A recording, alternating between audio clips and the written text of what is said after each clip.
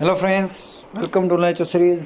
I am Prakash Virja and now the start of question number 4. Polarization. So what is the waves polarization? First આપણે જોવાના છે કેટલા પ્રકારના wave છે. તો there are the two type of wave. One mechanical wave and non mechanical wave. તો what is a mechanical wave અને what is a non mechanical wave? કે જે વેવને પ્રસરવા માટે માધ્યમની જરૂર પડે છે એવા વેવને શું કહેવાય? મિકેનિકલ વેવ કહેવાય. જે વેવને પ્રસરવા માટે માધ્યમની જરૂર પડતી નથી એવા વેવને શું કહેવાય? નોન મિકેનિકલ વેવ કહેવાય છે. Mechanical wave is a sound wave is a mechanical wave and electromagnetic wave is a non-mechanical wave. Similarly, according the wave of propagation, wave classified into two: transverse wave and તો mechanical વેવને શું કહીશું? Transverse wave કહી શકશું કે એક માધ્યમમાંથી બીજા માધ્યમમાં પસાર થઈ શકતું હોય જેને માધ્યમની જરૂર પડે છે એવા વેવને શું કહેવાય? Mechanical wave or transverse wave. That wave that travels down a string when you shake it are called transverse. કે જે વેવ સ્ટ્રિંગમાં દોરીમાં કે દોરડામાં પસાર થઈ શકે એવા વેવને શું કહેવાય? ટ્રાન્સવર્સ વેવ કહેવાય. Because the displacement is perpendicular to the direction propagation. Okay, તો ડિસ્પ્લેસમેન્ટની જરૂર પડે છે એટલે કે સ્થાનાંતર જરૂરી છે વેવ માટે. જે સ્થાનાંતર આવે છે અહીંયા મિકેનિકલ આવે છે, ટ્રાન્સવર્સ એટલે કે પસાર થવું આવે છે. If the string is elastic it is also possible to simulated compression waves. તો દોરી છે કે સ્ટ્રિંગ છે ઇલાસ્ટિક હોય તે તો જ એ આપણે એમાં વેવ આગળ વધી શકે. Compression wave are hard to see on a string figure. These waves are called longitudinal because the displacement from equilibrium is along the direction of propagation. તો જે કોઈ એમ્પ્લિટ્યૂડ સાથે આગળ વધતું હોય કે દાખલા તરીકે એક પોઝિશન છે, અહીંયા આપણે એક આ વેવ દોરેલા છે, કેવા છે? ટ્રાન્સવર્સ વેવ દોરેલા છે. તો કે એક ફિક્સ્ડ એક્સ લઈ લો તમે. દાખલા તરીકે મેં અહીં એક્સ અક્ષ દોરી છે. શું દોર્યું છે? આ એક્સ અક્ષ દોરી છે. તો એક્સ અક્ષથી ઉપરની ડાયરેક્શનમાં નીચેની ડાયરેક્શનમાં ફિક્સ અંતર હોય. એમ્પ્લિટ્યૂડ કેવું છે? ફિક્સ છે. તો લંબ અંતરે જે આગળ વધે છે એવા વેવને શું કહેવાય છે? ટ્રાન્સવર્સ વેવ કહેવાય છે. તો આવા કેવા છે? લંબ અંતરે આગળ વધતા જાય કે અહીંયામાં લંબ અંતરે આગળ વધતા જાય છે. તો તેથી આપણે આ વેવને શું કહેવાય છે? ટ્રાન્સવર્સ વેવ કહેવાય છે. Sound wave which are nothing but compression wave in air. Electromagnetic wave are transverse. કે જે હવામાં સાઉન્ડ વેવ આગળ વધે છે તો આવી રીતે જ આગળ વધતા હોય કે એકબીજાના લંબ અંતરે આગળ વધતા હોય. થોડીક વાર ઘટ હોય તો થોડીક વાર કેવા હોય? આછા હોય છે. એકબીજાને ધક્કા મૂકી કરતા કે આ વેવ થોડીક વાર આગળ વધે તો અહીં જગ્યા કેવી થઈ જાય છે? ખાલી થઈ જાય. વળી અહીં જગ્યા ભરાઈ જાય છે. વળી જગ્યા ભરીને આગળ વધે તો અહીં જગ્યા ખાલી થઈ જાય ને અહીં જગ્યા ભરાઈ જાય છે. તો આ રીતે આગળ વધતા હોય એટલે કે એક ફિક્સ્ડ અક્ષને આધારે એ લંબ અંતરે આગળ વધતા હોવાથી આવા વેવને શું કહેવાય છે? લોંગિટ્યુડિનલ વેવ કહેવાય.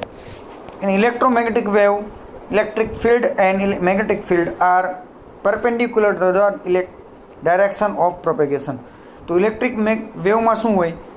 ઇલેક્ટ્રિક ક્ષેત્ર અને મેગ્નેટિક ક્ષેત્ર એકબીજાને કેવો હોય છે? લંબ હોય છે, 90 ડિગ્રી હોય છે. Okay, but if the vector are randomly oriented that called unpolarizing wave. કે જ્યારે વેક્ટર સદિશ છે, રેન્ડમલી હોતું નથી કે ગમે દિશામાં હોઈ શકે છે, એવા વેવને કેવો કહેવાય? અનપોલરાઇઝ. એક દિશામાં ન હોય તો એ વેવને શું કહેવાય? અનપોલરાઇઝ્ડ વેવ કહેવાય. But when the oscillation of vector are in particular direction કે એક ફિક્સ ડાયરેક્શનમાં એક વેક્ટર સદિશ હોય, લાઇક હોરિઝોન્ટલ અથવા વર્ટિકલ કે લંબ હોય અથવા સમાંતર હોય, આર કોલ્ડ પોલરાઇઝેશન લાઇટ. કે ઇલેક્ટ્રિક ક્ષેત્ર અને મેગ્નેટિક ક્ષેત્ર એક જ ડાયરેક્શનમાં લાગુ પડતા હોય તો એવાને પોલરાઇઝ લાઇટ કહેવાય. જ્યારે ઇલેક્ટ્રિક ક્ષેત્ર અને મેગ્નેટિક ક્ષેત્રનો જે સદિશ છે કે ફિક્સ્ડ હોતો નથી, ગમે દિશામાં લાગુ પડતો હોય તો એવા વેવને શું કહેવાય છે? Unpolarized wave. The state of vertical polarization can be expressed. તો કે વર્ટિકલ પોલરાઇઝ્ડ માટેનું વેવ ફંક્શન શું છે? એફ ઓફ વર્ટિકલનો વી લીધો છે. Z T is equal to amplitude A into E raise to KZ minus omega T into X caret. તો X direction માટેનો એક્સ કેરેટ લીધો છે. And the state of horizontal polarization can be expressed. જો X ડાયરેક્શનમાં લાગુ પડતો horizontal કેવો થશે? વાય ડાયરેક્શનમાં લાગશે. તો હોરિઝોન્ટલનો જે H Z T is equal to amplitude ઇરેસ to KZ minus omega T into Y caret, એકબીજાને 90 ડિગ્રી લાગેલો હોવાથી એક એક્સ ડાયરેક્શનમાં હોય તો બીજો વાય ડાયરેક્શનમાં હોય. જો વર્ટિકલ વાય ડાયરેક્શનમાં હોય તો હોરિઝોન્ટલ એક્સ ડાયરેક્શનમાં હોય. The state of polarization in any other direction between X Y plane as can be written. હવે એક પ્લેનમાં કોઈ વેવ ફંક્શન હોય તો એને માટેનું શું થશે? F of X Z T is equal to amplitude ઇરેસ to I K Z minus omega T into N caret, કે પ્લેન લીધો છે where N is a polarization vector. તો એન ઇન્ટુ ઝેડ ડાયરેક્શન માટેનું 0 થશે because theta is a 90 degree. Theta is a polarization angle. Now repeat the question. Polarization means the two wave longitudinal and vertical. પહેલાં તો આપણે એના વેવના પ્રકાર જોયા, non mechanical અને મિકેનિકલ, કે જ્યારે માધ્યમની જરૂર પડે એવા મિકેનિકલ, અને નોન મિકેનિકલ જેમાં માધ્યમની જરૂર પડતી નથી. તો અહીંયા આપણે મિકેનિકલ વેવમાં ટ્રાન્સવર અને લોંગિટ્યુડલ જોવાના છે. ટ્રાન્સવર એટલે સીધે સીધું પસાર થઈ જતું હોય કે જેને કોઈ ફિક્સ જગ્યાની જરૂર પડતી નથી, લિનિયરની પાસ થઈ જતું હોય. દાખલા તરીકે આપણે આવું લેવાનું છે ટ્રાન્સવર, કે સીધે સીધું પસાર થઈ જાય છે. બટ લોંગિટ્યુડલ કેવું છે કે કોઈ ફિક્સ અક્ષને ધ્યાનમાં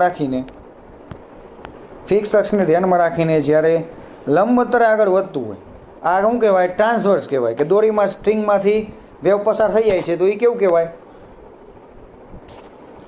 ટ્રાન્સવર્સ કહેવાય. જ્યારે સાઉન્ડ વેવ એરમાં પસાર થાય છે એ કેવું કહેવાય? લોંગિટ્યુડલ કહેવાય. ઓકે, તો એના માટેના આપણે જો આ છે દોરી માટેનું, તમે અહીં બંને ફિગર આપણે બાજુ દોરી, કે એક સ્ટ્રિંગ લીધી છે મેં, એક દોરી છે, એમાંથી જ્યારે વેવ પસાર થાય છે તો એમાં કોઈ સરખી જ માત્રામાં, સરખા જ પ્રમાણમાં આગળ વધતું હોય તો એને કેવું કહેવાય? ટ્રાન્સવર્સ કહેવાય. જ્યારે સાઉન્ડ વેવ હવામાં પસાર થાય છે સરખી માત્રામાં ફાતો, એક જગ્યાએ ઘટો, એક જગ્યાએ પાતળું, એક જગ્યાએ ઘટો, એક જગ્યાએ પાતળું હોય, તો આમાં જે ટ્રાન્સવર્સ થાય છે એને શું કહેવાય? લોંગિટ્યુડલ વેવ કહેવાય. તો એ બે પ્રકાર જોઈ લીધા ફરીથી આપણે. પછી બંને વેક્ટર વર્ટિકલ અને હોરિઝોન્ટલ માટેના ઇક્વેશનો જોયા.